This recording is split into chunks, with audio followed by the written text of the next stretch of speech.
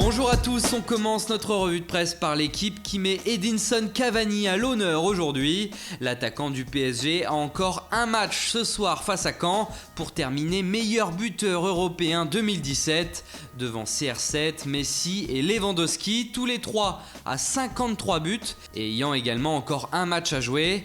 Dans le même temps, Cavani peut dépasser le record d'Ibrahimovic, meilleur buteur de l'histoire du PSG avec 156 buts au total. Et le journal français qui nous apprend ce matin qu'un accord entre le PSG et Valence serait établi pour la vente de Gonzalo Guedes à hauteur de 35 millions d'euros.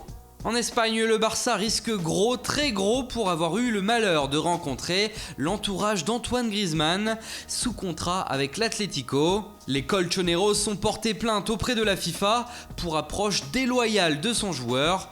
Le FC Barcelone pourrait être interdit de recrutement.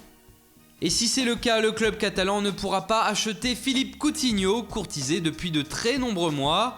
Cette fois, c'est la dernière ligne droite selon le quotidien Sport. En effet, le Barça aurait accepté de payer 150 millions d'euros, bonus compris, pour le transfert du Brésilien de Liverpool. En Angleterre, justement, c'est Arsenal qui fait les gros titres. Victorieux hier contre West Ham 1-0, les Gunners sont courtisés, à l'image de Theo Walcott qui serait, d'après le Mirror, dans le viseur d'Everton. En effet, le nouveau coach Sam Allardyce en aurait fait l'une de ses priorités de l'hiver, avec le français Steven Nzonzi.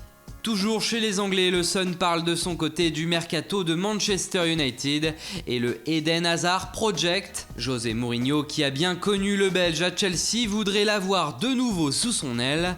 Et pour ça, les dirigeants des Red Devils seraient prêts à mettre 90 millions de livres, soit 100 millions d'euros sur la table. Mais attention, le Real Madrid et le PSG restent à l'affût dans le dossier.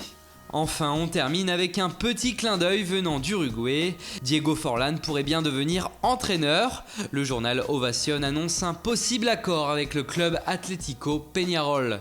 Voilà, c'est tout pour ce matin. Bonne journée à tous et on se retrouve très vite pour une nouvelle vidéo sur Foot Mercato.